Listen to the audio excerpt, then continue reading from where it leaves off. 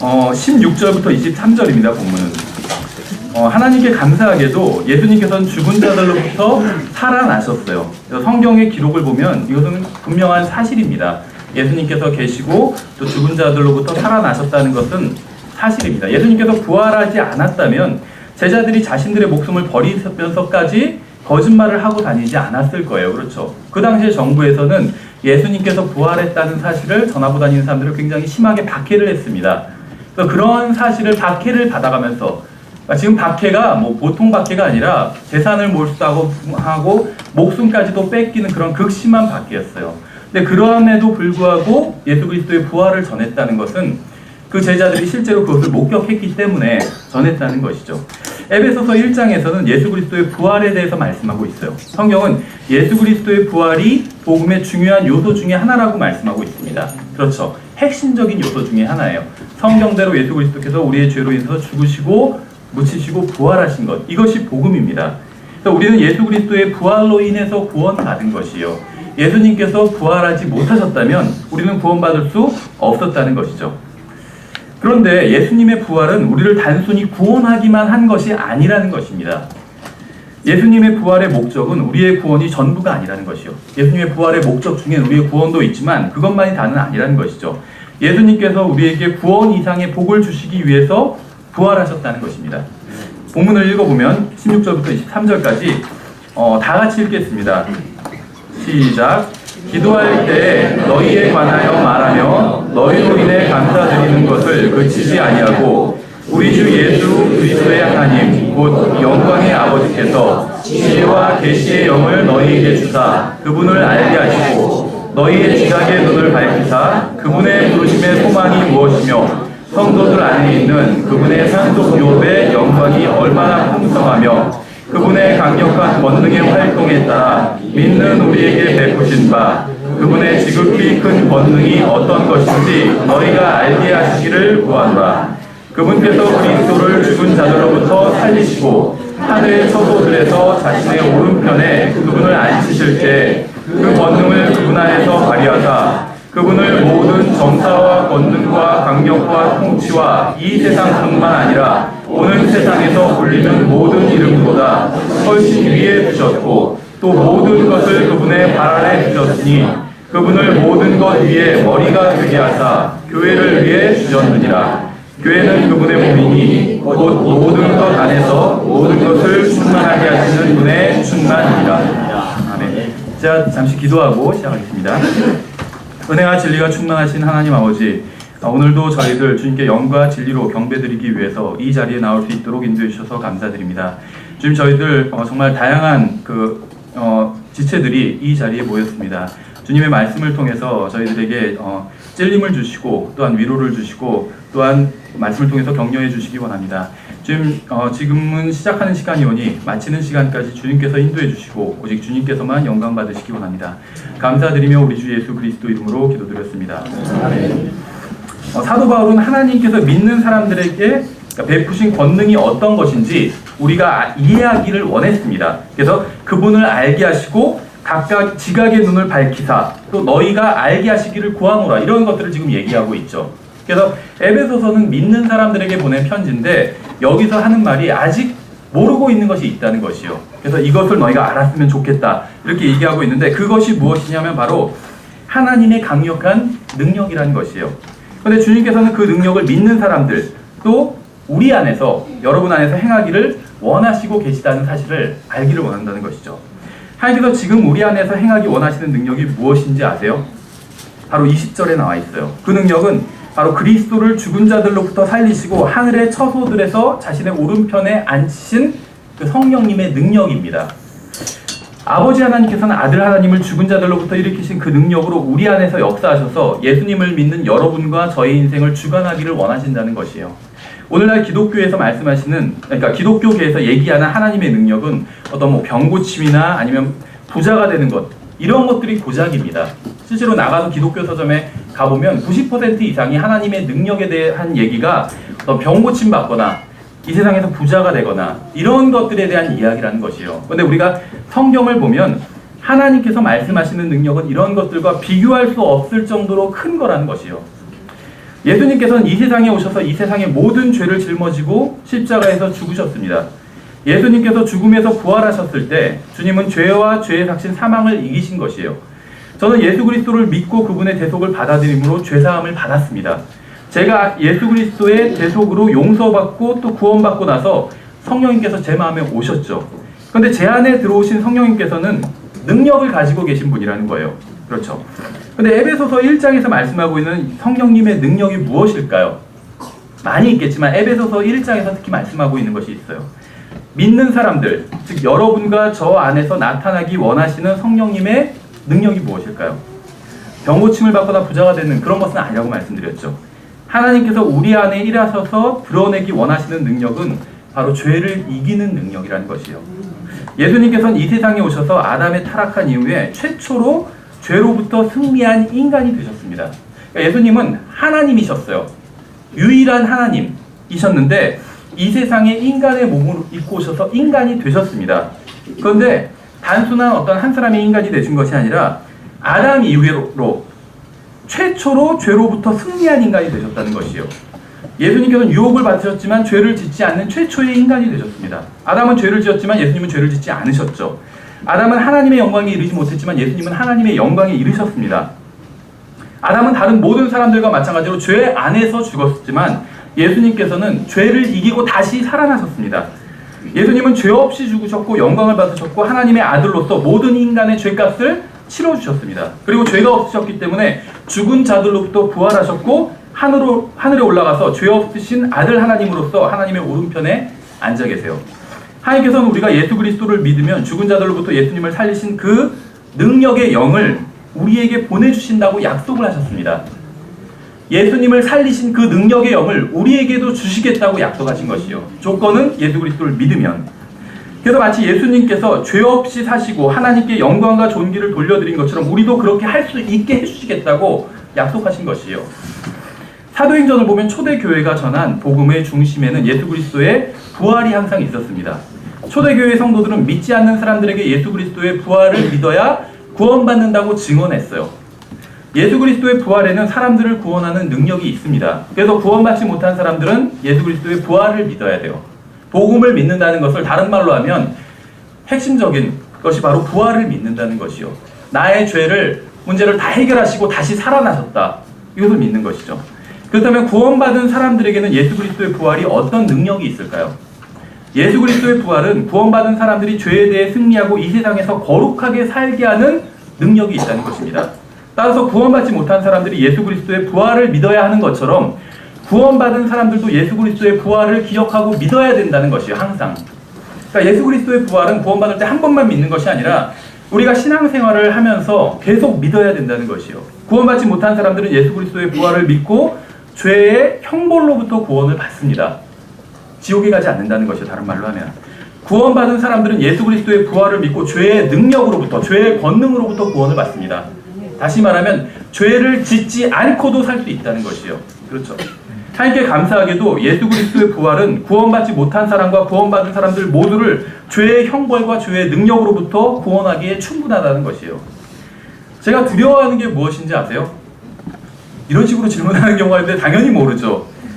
우리가 죄의 형벌로부터는 구원받기 원하면서, 그렇죠. 다른 말로 하면 지옥 가기는 원하지 않아요. 그렇죠. 죄의 능력으로부터는 구원받기 원하지 않는다는 거예요. 구원받은 사람들이 예수님을 믿는다고 하는 사람들도. 그래서 이 문제에 대해서 성경이 무엇이라고 말씀하고 있는지 오늘 이제 로마서를 쭉 중심으로 살펴보도록 하겠습니다. 먼저 로마서 1장을 한번 찾아보세요. 로마서 1장. 로마서 1장.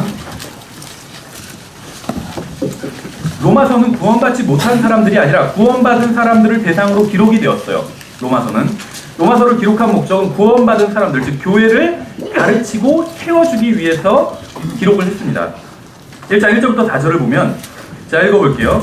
예수 그리스도의 종 바울은 사도로 부르심을 받아 하나님의 복음을 위해 구별되었는데 이 복음은 그분께서 자신의 대언자들을 통하여 거룩한 성경 기록들에 미리 약속하신 것으로 자신의 아들 예수 그리스도 우리 주에 관한 것이라. 그분께서 육체로는 다윗의 씨에서 나셨고 거룩함의 영으로는 죽은 자들로부터 부활하심으로써 하나님의 아들로 권능 있게 밝히 드러나셨느니라.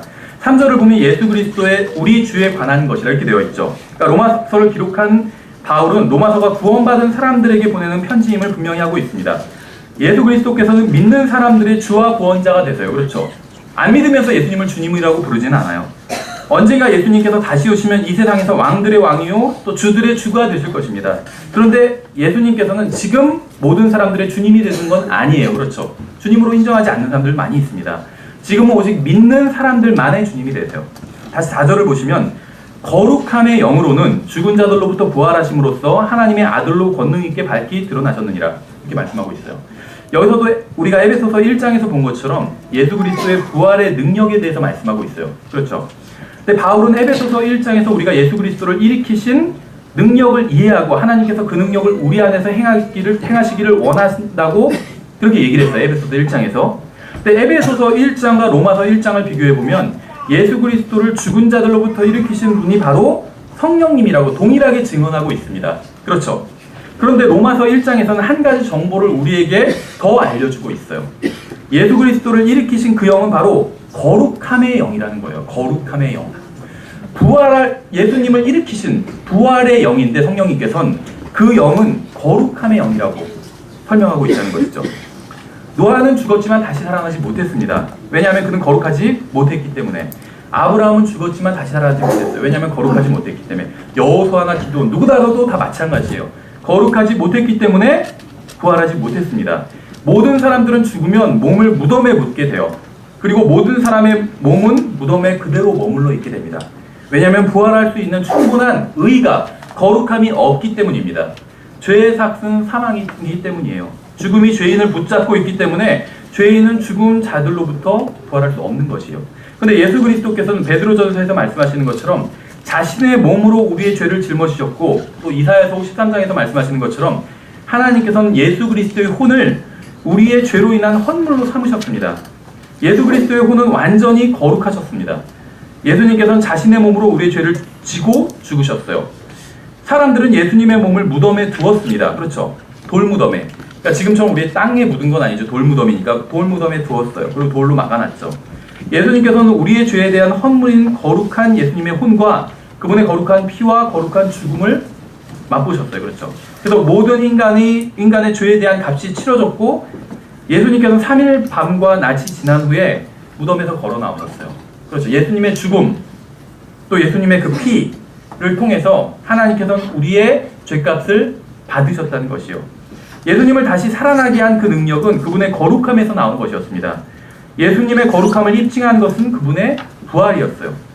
빈 무덤은 예수님의 능력뿐만 아니라 거룩함도 입증하는 것이었다는 것이죠. 여러분은 왜 예수 그리스도를 믿어야 됩니까? 여러분은 거룩하지 않기 때문이에요. 만약 여러분이 예수 그리스도를 믿지 않고 죽는다면 여러분의 몸은 결코 무덤에서 나올 수 없고 여러분의 혼은 결코 지옥에서 나올 수가 없습니다. 결국 여러분은 영원히 무덤과 지옥과 불호수에서 영혼을 보내야 되는 것이에요. 그러나 예수 그리스도를 믿는 사람들은 하나님께서 예수님의 의와 거룩함을 그들의 의와 거룩함으로 인정해 주시겠다고 성경에 약속하셨어요. 그래서 영원한 생명을 얻은 것이죠. 영원한 생명은 인간이 가지고 있지 못한 것입니다. 원래. 그것은 예수님을 믿는 사람들에게 주시는 하나님의 선물이에요. 다시 본문으로 돌아와서 로마서는 예수 그리스도의 부활에 대한 이야기부터 시작합니다. 그렇죠. 앞부분에서 지금. 그런데 그 부활을 구원과 관련 짓고 있지 않아요. 고린도전서 15장에선 복음 이야기를 하면서 부활 얘기하시고 구원과 관련 짓고 있죠. 근데 로마서 1장에선 부활에 대해서 이야기하면서 구원과 관련 짓지 않고 거룩함과 관련 짓고 있다는 것입니다. 로마서 1장은 예수님의 부활을 우리가 죄 용서 받는 것과 연결하지 않고 거룩함과 연결하고 있다는 것이요. 하나님께서는 인간이 되셨습니다. 이분이 바로 예수님이죠. 우리는 이러한 사실을 알고 있습니다. 그런데 우리는 이 사실을 망각할 때가 있어요.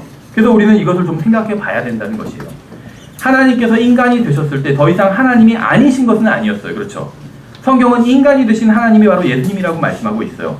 인간으로 오신 예수님께서는 33년 반 동안 이 세상에 사셨지만 죄는 지은 적이 없으십니다. 왜냐하면 하나님이셨기 때문에. 그렇지만 인간의 몸 안에서 죄를 짓지 않으신 것이죠. 예수님께서는 인간으로서 인간의 몸 안에 계셨고 굶주림과 목마름과 피곤함을 당하셨고 심지어 매도 맞고 또 침뱉음도 당하셨습니다.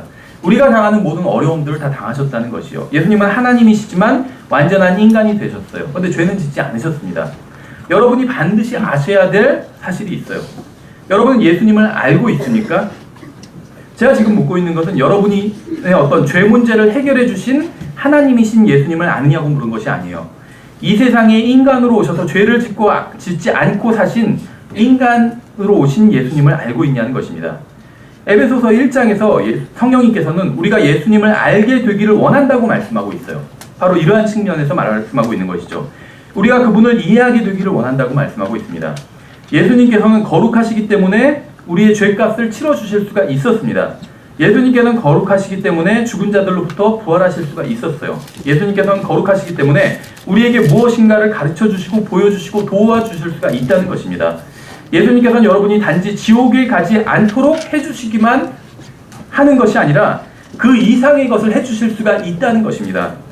로마서 4장을 보겠습니다. 몇 페이지 좀 넘겨서 로마서 4장을 보시면 21절부터 일단 보겠습니다. 21절 보는데 이것은 아브라함에 대한 말씀입니다. 21절부터 보시면 그분께서 약속하신 것을 그분께서 또한 능히 이행하실 줄로 온전히 확신하였으니 그러므로 그분께서 그것을 그에게 의로 인정하셨느니라.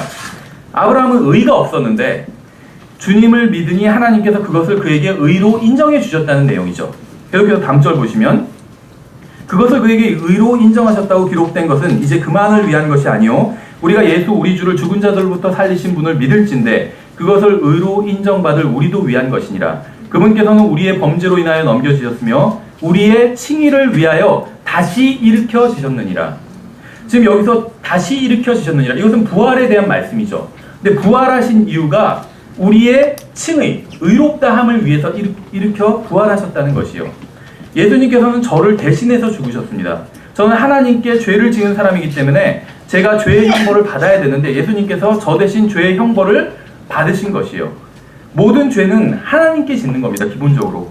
사람들은 자신이 그저 다른 사람들에게만 죄를 짓는 것이라고 생각할지 모르지만 죄는 1차적으로 하나님께 짓는 것이요. 성경은 예수님을 믿지 않는 것도 죄라고 말씀하고 있어요. 요한복음에서. 이러한 말씀도 바로 모든 죄가 하나님께 짓는 것이라는 개념으로 봐야지 이해할 수가 있는 것입니다. 하나님께서는 자신의 아들을 사랑하셨지만 여러분이 그분을 거절한다면, 하나님의 아들을 거절한다면 여러분은 하나님께 죄를 짓게 되는 것이죠. 그러니까 사람들은 술을 마시고 담배를 피우기 때문에 지옥에 가는 게 아닙니다. 죄를 짓기 때문에 지옥에 가지만 사실 좀 더 근본적으로 생각해 본다면 죄를 짓기 때문에 지옥에 가는 것이 아니에요. 왜냐하면 지옥에 가지 않을 수 있는 방법을 하나님께서 제시해 주셨기 때문에 그런 것이죠. 사람들이 지옥에 가는 이유는 자신들의 죄를 대속해 주신 예수 그리스도를 믿지 않기 때문입니다. 싫기 때문이에요. 예수님께서 나를 위해서 해주신 일이 싫기 때문이에요. 그렇죠. 그러면서 예수님을 안 믿으면 지옥에 보내는 것은 참 불공평하다 하나님이 이런 얘기를 하는 것이에요. 사람들이. 근데 사실은 그렇지 않아요. 그 불공평하다고 하는 그 사람이야말로 불공평한 것이에요. 그렇죠.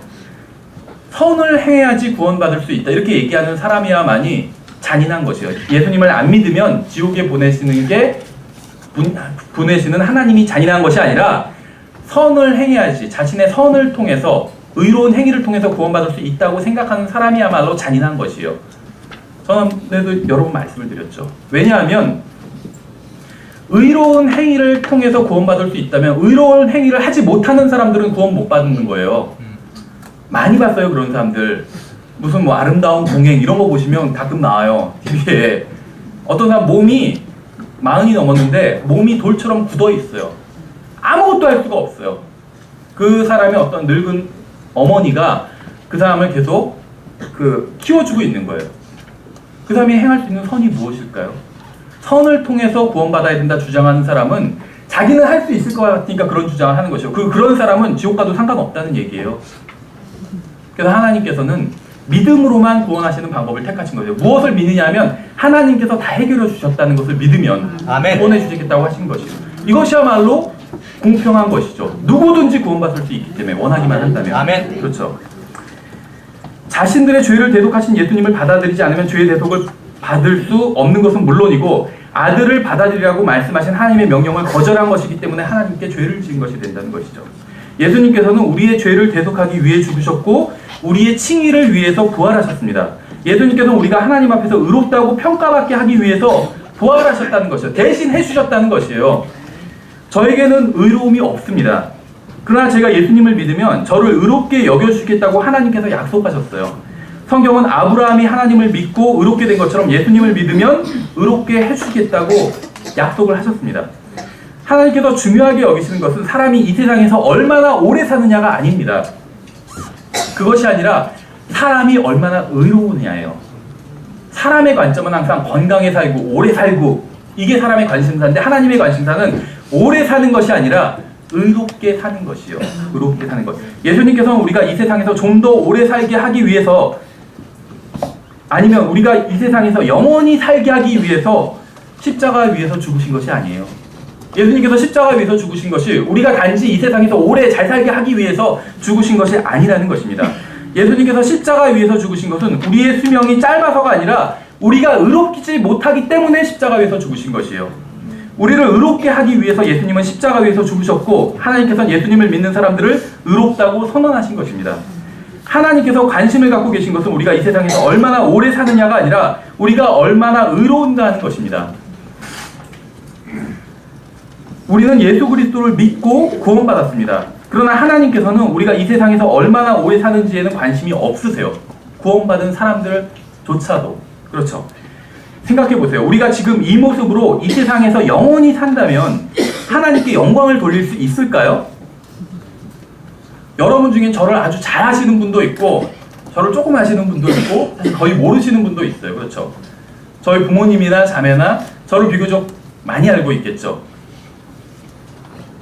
아마 저를 많이 아는 사람일수록 하나님께서 저 형제를 통해서 이우진이라는 사람을 통해서 영광 받으시기는 힘들 것이다 이렇게 생각하실 거라고 생각을 합니다.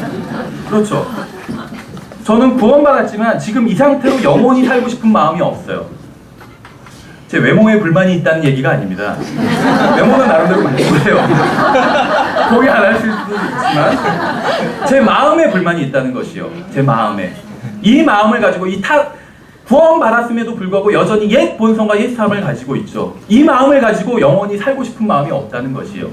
저 자신도 괴롭고 다른 사람도 괴롭게 할 수 있기 때문에 여러분도 제가 이 상태로 영원히 살기를 원치는 않으실 것이에요. 그렇죠? 아멘 안 하시네요. 아멘 하시면 좀 섭섭할 뻔했어요. 어쨌든지 간에 여러분은 예수님을 믿고 구원받았지만 아직 옛 본성을 그대로 가지고 있어요. 이것을 그대로 가지고 영원히 산다는 것은 고역입니다. 저에게만 고역이 아니라 다른 사람들에게도 고역이에요. 우리가 지금처럼 이기심과 무절제함과 완악함을 가지고 영원히 산다면 서로에게 엄청난 상처만 주고 말 것입니다. 저는 지금 모습 그대로 영원히 살기를 원하지 않아요. 문제는 우리가 얼마나 오래 살 수 있느냐가 아닙니다. 예수님께서는 우리가 오래 살게 하기 위해서 죽으신 것이 아니에요. 문제는 우리가 얼마나 의롭게 사느냐입니다. 예수님께서는 우리가 하나님 앞에서 의롭고 거룩하게 살게 하기 위해서 십자가에서 우리를 대속하신 것이요. 하나님 앞에서 단순히 의롭다 칭함을 받게 하기 위해서만 죽으신 것이 아니라 우리가 의롭고 거룩하게 살게 하기 위해서 십자가 위에서 죽으시고 성령님을 보내주신 것이에요. 성령님 보내주셔서 혼자 기분만 좋으라고 보내주신 것이 아니라 예수 그리스도를 살리신 그 능력의 거룩한 영께서 우리 안에서 역사하시면 우리도 거룩하게 살 수 있기 때문에 성령님을 보내주셨다는 것이요.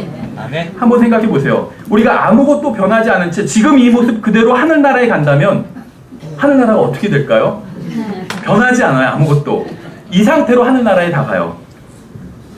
아마 이곳과 똑같아질 거예요. 자재만 좀 더 고급으로 이루어졌을 뿐이에요. 그렇죠? 나무가 아니라 뭐 황금이라든지 자재만 다르지 이곳과 다르지 않을 거라고 생각을 합니다. 그렇죠? 아마 하늘나라 뭐 일보엔 이런 기사가 날 거예요. 누구누구 성도가 황금길 보도블록을 뜯다가 검거된 뭐 이런 거. 그렇죠? 아니면 뭐 새 예루살렘 저택 층간 소음 문제로 성도들 간의 주먹질이 오가는 뭐 이런 거. 그렇죠? 믿는 사람이라고 해서 무슨 천사같이 그렇지 않잖아요. 더 악하게 나올 때도 있어요. 왜냐하면 그 사람 안에 옛 본성이 있는데 그 사람이 성령님께 내어드리지 않았기 때문에 이 세상 사람보다 더 악하게 행동하는 경우가 많다는 것이죠.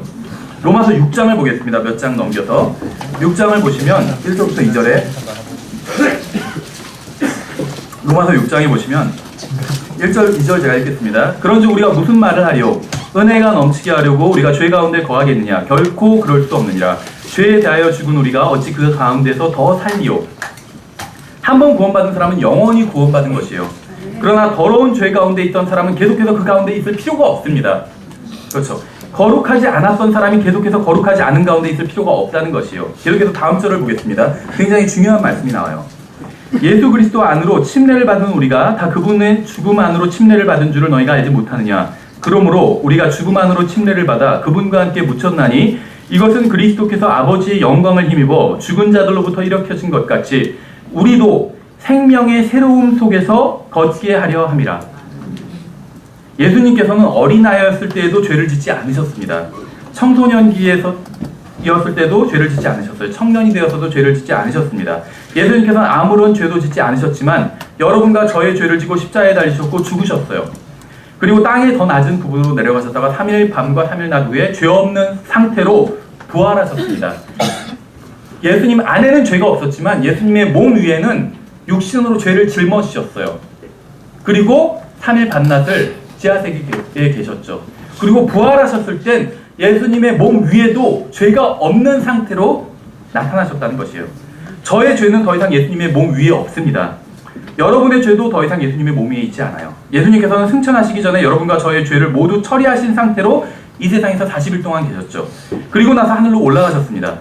로마서 6장이 말하는 것은 이렇습니다. 여러분은 예수 그리스도를 여러분의 구원자로 받아들였습니까?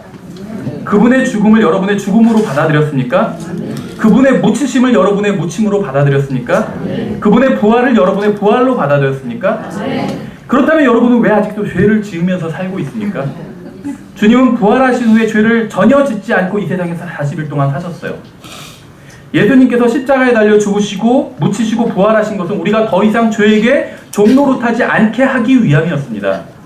우리가 죄를 짓고 죄의 형벌을 받고 죄의 능력에 눌려 살지 않게 하기 위해서 죽으신 것이요. 단순히 지옥 가지 않게 하기 위해서 죽으신 것이 아니라 그건 당연하고 죄도 짓지 않고 살 수 있게 하기 위해서 부활하셨다는 것이요. 예수 그리스도의 십자가와 부활 이후에는 누구나 그렇게 살 수 있는 길이 열렸다는 것입니다. 우리는 예수 그리스도께서 모든 죄 문제를 해결하신 십자가와 부활을 기준으로 삼아야 돼요. 우리가 기준으로 삼아야 될 것은 예수 그리스도의 부활이라는 것이에요. 부활. 그리고 내가 예수 그리스도의 부활을 나의 부활로 여긴 그 시점을 기준으로 삼아야 된다는 것입니다. 그런데 우리는 부활이 아닌 휴거를 기점으로 삼고 살아가고 있어요. 이게 바로 우리의 문제입니다. 무슨 말인지 아시겠어요? 휴거까지는 이 세상에서 마음대로 죄 짓고 그냥 살다가 이왕 구원받았으니까 휴거까지는 마음대로 죄 짓고 살다가 휴거 이후에 들림받으면 거기서는 좀 거룩하게 살아보자. 이렇게 생각한다는 것이요. 그래서 휴거를 기준으로 산다는 것이요. 그게 아니라는 거예요. 내가 예수 그리스도를 믿은 순간 또 예수 그리스도의 죽음을 나의 죽음으로 예수 그리스도의 부활을 나의 부활로 받아들이고 내가 그렇게 여긴 순간을 기준으로 삼아야 된다는 것이요. 그 전에는 죄 짓고 살았지만 그 이후는 거룩하게 살아야 된다는 것이에요. 휴거 이후가 아니라 그건 당연한 얘기고 예수님께서는 우리가 휴거 때까지 옛 보성을 따라 옛 방식대로 살게 하기 위해서 구원하신 게 아니에요. 예수님께서는 우리가 하늘나라에 가기 전에도 새로운 생명을 가지고 새로운 방식으로 새로운 인생을 살게 하기 위해서 구원하셨다는 것입니다. 휴거 이후에 우리의 인생은 분명히 바뀔 것입니다. 더 이상 우리 집에서 살지 않을 거예요. 하늘나라에서 살 것이에요. 그렇죠. 새 예루살렘에서. 그런데 휴거 이전에 우리의 인생이 바뀌게 하기 위해서 예수님께서 부활하셨다는 것이요. 우리의 생활이 변화되는 기준이 휴거가 되어서는 안 된다는 것입니다. 한 번 구원받은 사람은 영원히 구원받은 것이기 때문에 죄를 짓고 살아도 상관없다고 생각하는 사람들이 있습니다.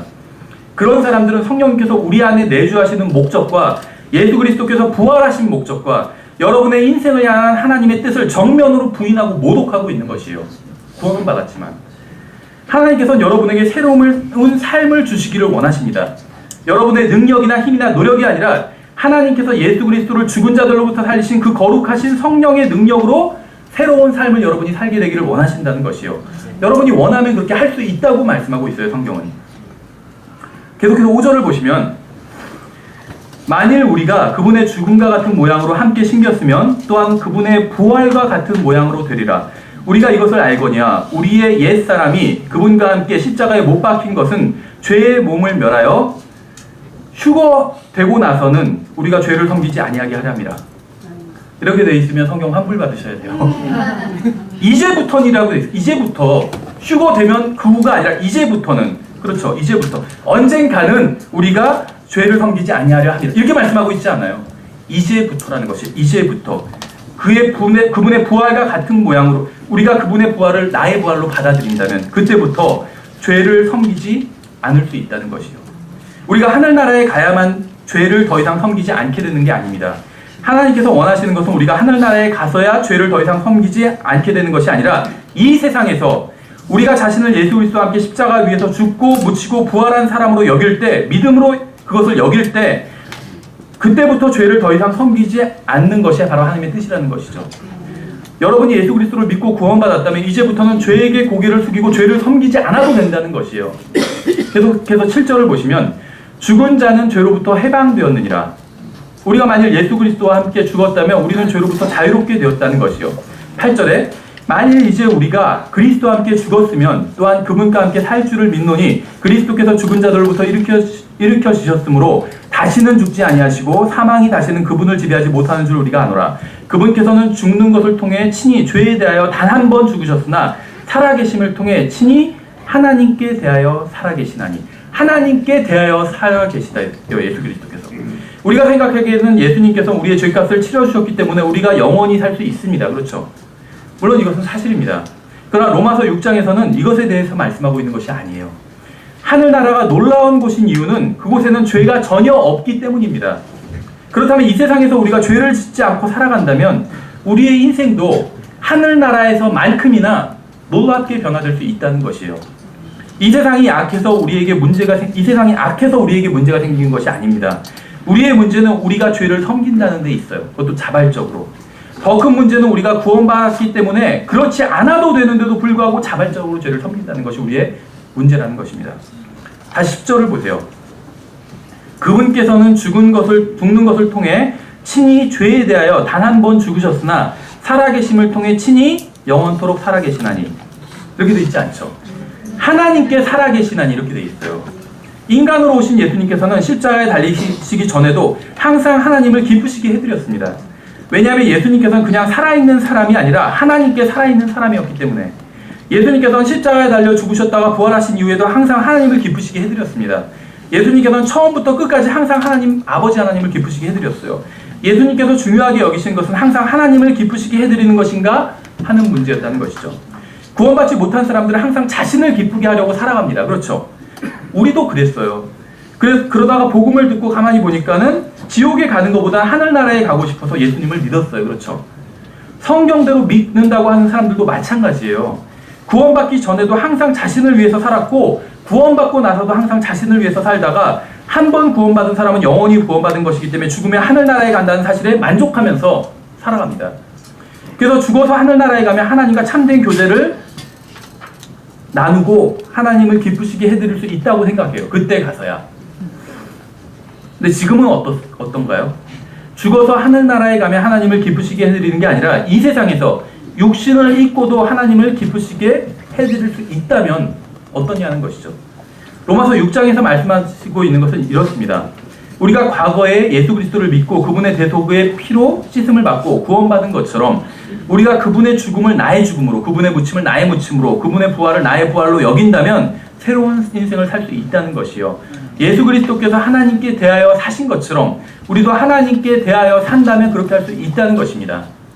예수님께서 인간의 몸을 입고 이 세상에 오셨을 때 그러셨던 것처럼 이 세상에서 내 인생에서 내 뜻대로 하지 마옵시고 아버지의 뜻대로 하옵소서라고 고백한다면, 자신이 원하는 곳으로 가지 않고 주님께서 원하는 곳으로 간다면, 자신이 원하는 것을 하지 않고 주님께서 원하시는 것을 한다면, 자신이 원하는 말을 하지 않고 주님께서 원하시는 말을 한다면 우리도 예수님께서 아버지를 기쁘시게 해드린 것처럼 이 세상에서 우리의 인생을 통해 하나님을 기쁘시게 해드릴 수가 있다는 것이죠. 주님께서 원하시는 것이 무엇일까요? 많겠죠, 여러 가지가. 성경에 다 기록되어 있어요. 그래서 우리가 오전 성경 공부 시간에 예수님과 성경에 대해서 공부했죠. 예수님을 믿는다는 것, 예수님을 따른다는 것은 어떤 뜬구름 잡는 이야기가 아니에요. 또 자기 마음대로 한다는 이야기도 아닙니다. 성경을 믿는다는 것이고 성경을 따른다는 것이요. 왜 우리의 인생이 엉망인지 아세요? 왜 우리가 구원받았음에도 불구하고 우리의 삶이 엉망인지 아세요? 대부분의 경우는 다 그렇다는 건 아니에요. 대부분의 경우에는 우리가 죄를 섬기기 때문에 우리 인생이 엉망인 것입니다. 구원받으면 죽어서 하늘나라에 가지만 구원받고 나서도 계속해서 죄를 섬긴다면 여전히 인생은 엉망일 것이에요. 여러분의 인생을 망친 것은 하나님이 아니라 죄입니다. 죄. 그러므로 여러분이 구원받았다 할지라도 여전히 죄를 섬긴다면 여러분의 인생은 계속 썩어갈 것이요. 구원받았음과 상관없이. 그래서 우리는 그리스도 안에서 새로운 삶을 살아야 되는 이유가 있다는 것이죠. 계속해서 11절을 보시면 이와 같이 너희도 너희 자신을 죄에 대하여는 참으로 죽은 자요 하나님께 대하여는 예수 그리스도 우리 주를 통해 산 자로 여길지어다. 구원받은 것으로 만족하지 말고 하나님의 자녀로 사는 특권을 누리십시오. 구원받기 위해 예수 그리스도를 믿은 것으로 만족하지 말고 여러분의 인생을 주님께 내어드리십시오. 계속해서 12절을 보겠습니다. 그러므로 너희는 죄가 너희의 죽을 몸 안에서 군림하지 못하게 하여 몸의 정욕 안에서 죄에게 순종하지 말고, 이렇게 말씀하고 있어요. 제 몸을 보세요. 어떠세요? 신품으로 보이시나요? 39년 동안 이 몸을 가지고 살아왔습니다. 어떤 것이 39년이 됐다. 좀 뭐 재건축 대상이겠죠. 세상 상태에서도. 아직 계속 움직인다는 게 어떻게 보면 놀라워요. 물론 더 연세 많으신 분들 훨씬 많지만. 그렇죠. 모르겠어요. 제 몸은 약간 준 건지. 그 초등부 이제 설교하러 내려갔을 때 이제 그 영혼 몸에 대해서 가르치면서 몸에 대해서 이야기하면서 몸은 이렇게 껍질에 불과하다. 그런 얘기를 하면서 나는 선생님이 약간 준 거지만 너희들은 새거나 마찬가지다. 이렇게 얘기를 하니까 아이들이 아니래요. 자기들도 11년이나 됐는데요. 우리가 중고예요. 막 그러더라고요. 그래서 아니야. 70년, 80년 된 중고도 있어. 너희들은 새 거야. 새 거. 아직 포장도 안 뜯은 거야. 너희들. 그랬는데 어쨌든지 간에 이 육신 안엔 정욕이 있어요. 그렇죠. 예수 그리스도를 믿기 전에는 이 육신이 시키는 대로 살았습니다. 저는 육신에게, 정욕에게 순종하며 살았던 것이에요. 여러분도 마찬가지일 겁니다. 여러분의 정욕과 저의 정욕이 서로 다르기는 하지만 여러분과 저는 모두 정욕이 시키는 대로 정욕의 노예로 살았다는 것이에요. 그런데 이제 하나님께서는 무엇이라고 말씀하신지 아세요? 이제는 정욕이 명령하는 것을 거부해야 한다고 말씀하고 있어요. 이제는 정욕이 나의 주인이 아니라고 말해야 된다는 것이에요. 노라고 말해야 된다는 것이에요. 정욕에게. 우리 육신에게. 이제 우리는 죄의 정욕이 우리를 압박할 때 더 이상 무기력하게 있을 필요가 없다는 것입니다. 왜냐하면 이제 인간의 몸을 입고도 모든 죄와 정욕에게 승리하신 예수 그리스도를 우리가 알고 있기 때문에, 왜냐하면 예수 그리스도를 죽은 자들로부터 살리신 그분의 거룩한 영께서 우리 안에 들어와 계시기 때문에 가능하다는 것이요. 성경은 에베소서 1장에서 우리에게 죄를 이길 수 있는 이러한 능력이 있음을 알아야 한다고 말씀하고 있어요. 우리가 만일 예수 그리스도를 믿었다면 우리는 자신이 구원받은 사람이라는 사실을 이해해야 합니다. 우리가 구원받았다면 더 이상 죄를 섬길 필요가 없다는 사실을 알아야 돼요. 성령님께서 우리 안에 거하시기 때문에 우리가 모든 이러한 것들을 다 이길 수 있다는 이 사실을 알기를 원한다고 에베소서 1장에서 바울이 얘기하고 있는 것이요. 계속해서 13절을 보시면 또한 너희 지체를 불의의 도구로 죄에게 내주지 말며 오직 너희 자신을 죽은 자들로부터 살아난 자로서 하나님께 드리고 너희 지체를 의의 도구로 하나님께 드리라. 너희가 율법 아래 있지 아니하고 은혜 아래 있으므로 죄가 너희를 지배하지 못하리라. 자신을 하나님께 내어드리면 그 결과는 죄의 지배를 받지 않는다는 겁니다. 그렇죠. 우리는 인생의 도로를 달리고 있어요. 그런데 표지판이 보입니다. 표지판에는 내어드리라 이렇게 써 있어요. 성령님께 내어드리라. 근데 우리는 그 표지판을 무시하고 그냥 계속 달립니다. 성령님께 내어드리기 싫기 때문에, 인생을 하나님께 내어드리면 망치는 것이라고 생각하기 때문에, 하나님보다 내가 더 인생을 잘 운전할 수 있다고 생각하기 때문에, 구원받기 위해서는 하나님을 믿을 수 있지만 제대로 된 인생을 살기 위해서는 하나님을 믿을 수가 없다고 생각하기 때문에 내어드리지 않는 것이요. 하나님보다 내가 더 똑똑하다고 생각하기 때문에 내어드리지 않는 것입니다. 그래서 하나님께 인생을 내어드리지 않는 것이요. 우리는 결정을 해야 됩니다. 하나님께 길을 내어드려서 하나님께서 우리 앞서 가시게 하시고 우리가 주님의 뒤를 따라갈 것인지, 아니면 하나님께 길을 내어드리지 않고 우리 멋대로 계속 길을 갈 것인지 결정해야 된다는 것이요. 여러분은 구원받았습니까? 여러분의 인생길 앞에는 매 순간마다 하나님의 뜻과 육신의 정욕이 끼어들기를 하려고 하고 있어요. 어떠세요? 끼어들기를 막 하려고 할 때. 그렇죠. 좀 인격이 된 사람들은 양보 운전을 하겠죠. 양보. 내어주는 것. 그렇죠. 근데 문제는 무엇을 누구에게 내어주냐예요. 누구에게 내어주냐. 하나님도 지금 끼어들기를 하려고 하세요. 육신의 정욕도 끼어들기를 하려고 하고 있어요. 우린 너무나도 많은 순간에 육신의 정욕의 길을 터주고 있는 거예요. 빨리 가시라고. 그 뒤를 따라가고 있는 것이요. 여러분은 둘 중 한쪽에 양보하고 내어드려야 됩니다. 여러분은 육신에게 내주어서 육신을 따라갈 수도 있고 성령님께 내어드려서 성령님을 따라갈 수도 있어요. 내어드림의 문제는 이렇게 단순한 문제입니다. 여러분이 죄를 지을 때 어쩔 수 없이 지은 게 아니에요. 여러분이 죄를 지을 때마다 육신의 정욕에 자신을 내어주었기 때문에 죄를 지은 것이요. 여러분이 내어주지 않는다면 아무도 여러분을 강제로 죄를 짓게 할 수는 없다는 것입니다. 하나님께서는 로마서를 통해서 이렇게 말씀하셨어요. 나는 죽었다가 살아났다. 만일 내가 원한다면 풍성한 생명의 길로 너를 인도하겠다. 너는 단지 나에게 길을 내어주고 따라오기만 하면 된다. 여러분은 주님께 내어드리기만 하면 됩니다. 주님께서 먼저 가시는 길을 따라가면 되는 것이요. 로마서 7장으로 가겠습니다. 7장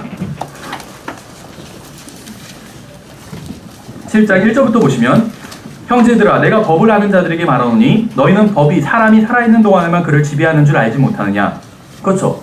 죽은 사람에게 법 적용할 수 없어요. 남편이 있는 여인이 자기 남편이 살아있을 때에는 법에 의해 그에게 매여 있으나 만일 남편이 죽으면 그녀가 자기 남편의 법에서 벗어나느니라. 남편이 죽으면 혼인이 해소되겠죠. 그 얘기를 하고 있습니다. 자매님들에게는 한 가지 선택지밖에 없어요. 다른 선택지를 달라고 기도할 필요는 없습니다. 무슨 말인지 아시나요? 3절에 그런즉 만일 그녀가 자기 남편이 살아있을 때에 다른 남자와 결혼하면 간부라 불릴 터이나. 그렇죠. 그녀의 남편이 죽으면 그녀는 그 법에서 해방되나니 그러므로 그녀가 다른 남자와 결혼할지라도 간부가 되지 아니하느니라.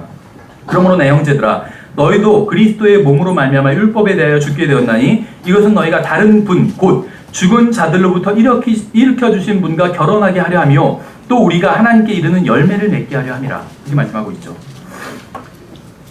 이걸 좀 이제 평이한 말로 제가 각색을 해볼게요. 한 여자가 한 남자와 결혼을 했는데 몇 년을 살다가 10년 정도 살다가 남자가 죽었습니다. 그러자 이 여자가 일주일 만에 다른 남자와 재혼했어요. 좀 빠른 것 같죠? 어쨌든 간에 그런 일이 종종 일어난다고 그래요. 어쨌든 이 여자는 재혼을 했는데 날마다 죽은 남편의 무덤에 가서 하루 종일 옛 남편에게 이야기를 합니다. 재혼을 했는데. 그리고 밤에 집에 돌아와서 새 남편에게 어색하게 인사를 해요. 그리고 새 남편에게 이렇게 말합니다. 저와 결혼해 주셔서 진심으로 감사드립니다.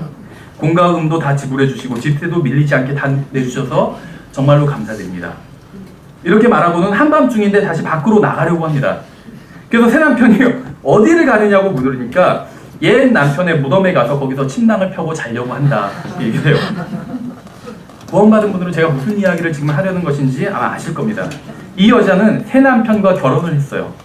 새로운 가정을 꾸리게 된 것입니다. 그런데 이 여자는 이미 죽은 옛 남편과의 관계를 중요하게 여기고 모든 시간과 노력을 옛 남편과 보내는데 사용해요. 그렇죠. 이런 거나 마찬가지예요. 이미 죽은 옛 남편이 예를 들면 옥동자예요. 새로운 남편이 모르겠어요. 원빈. 제일 잘생긴 사람 원빈이라고 하니까. 근데 이미 죽은 옥동자의 무덤에서 계속 서성거리고 있는 거예요. 하루 종일. 그리고 와 내가 원빈이랑 결혼했다니 하면서 혼인신고서를 보면서 막 뿌듯해해요. 근데 같이 살지는 않아요. 그냥 결혼했다는 그 사실에 뿌듯해해요. 내 남편이 원빈이라고 자랑하고. 근데 같이 살지는 않아요. 이 결과 이 여자는 새 남편과는 제대로 시간을 보내지도 못하고 제대로 관계를 발전시키지도 못하게 된 것이죠. 그렇죠. 옛 남편의 무덤에서만 서성거리니까. 옛 남편의 무덤에서 서성이는 것은 아무런 유익을 주지 못할 뿐만 아니라 새 남편과 시간을 보낼 의무를 어기는 것입니다. 그렇죠. 죽은 옛 남편의 무덤에서 서성이면 어떠한 기쁨이나 만족도 얻을 수가 없어요. 우리는 예수 그리스도를 믿는 순간 예수 그리스도와 혼인하게 되었습니다. 이게 지금 로마서 7장 1절부터 4절이 말씀하고 있는 것이에요. 혼인식이 열리지는 않았지만 정혼한 사이가 된 것이에요. 예수 그리스도를 믿는 순간 옛사람, 옛 본성, 옛 정욕은 죽은 남편이 되었습니다. 주님께서는 서로 사랑하는 남편과 아내가 나누는 친밀한 교제를 우리와 나누기를 원하세요. 우리가 죽어서 하늘나라에 가면 그제서야 그러한 교제를 나누기 원하시는 게 아니라 이 세상에서 바로 지금 이 순간부터 그러한 교제를 나누기 원하십니다. 생각해보세요. 여러분이 어떤 사람과 결혼하기로 했어요. 그럼 결혼하고 나서부터 남편과 아내와 신나게 한번 즐겁게 살아봐야지 이렇게 생각하시나요? 지금은 만나지도 말아야지 이렇게 생각하시나요?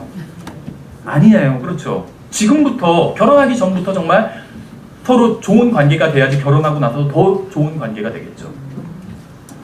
여러분은 예수 그리스도를 믿고 구원받았습니까? 그렇다면 여러분이 구원받았다면 여러분은 예수 그리스도와 정혼한 것이에요. 그렇다면 이제 옛 남편의 무덤에 가서 하루 종일 시간을 보내는 일을 그만둬야 돼요. 옛 남편, 내 육신. 그렇죠. 내 육신과 하루 종일 시간 보내고 새 남편, 예수 그리스도와는 시간을 보내지 않아요. 그 구원받았다는 사실, 혼인신고서만 보고 뿌듯해요. 그건 아무런 유익도 얻지 못한다는 것이죠.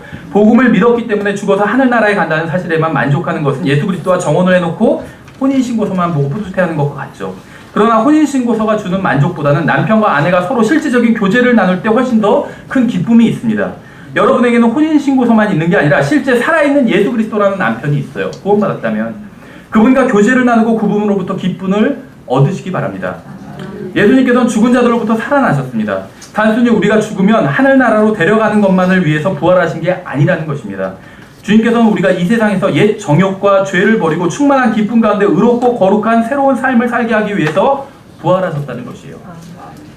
로마서 8장을 보겠습니다. 마지막으로 로마서 8장에 보시면 8장 11절부터 보시면 8장 11절에 제가 읽어볼게요. 그러나 만일 예수님을 죽은 자들로부터 일으키신 분의 영께서 너희 안에 거하시면 그리스도를 죽은 자들로부터 일으키신 분께서 너희 안에 거하시는 자신의 영을 통해 너희의 죽을 몸도 살리시리라. 그러므로 형제들아 우리가 빚진 자로되 육신을 따라 살도록 육신에게 빚지지 아니하였느니라. 예수님을 죽은 자들로부터 일으키신 분의 영께서 우리 안에 거하시면 구원받으면 성령님께서 들어오시죠. 그러면 우리가 육신에 빚진 자가 아니라는 것이요. 육신대로 살 필요가 없다는 것입니다. 우리는 육신에게 아무것도 빚진 것이 없다는 것이요. 왜 그럴까요? 예수님께서 다 갚아주신 것이에요. 그렇죠. 우리는 육신에게는 아무것도 빚지지 않았지만 예수 그리스도께는 모든 것을 빚졌습니다. 하나님께서는 우리가 육신을 따라 살지 않아도 되도록 우리에게 성령님을 주셨어요. 그리고 예수님을 죽은 자들로부터 일으키신 능력이 우리 안에 계신 성령님께 있기 때문에 우리는 더 이상 육신을 위해 살지 않고 하나님을 위해 살 수 있게 된 것입니다. 마지막으로 이제 10장에 보시면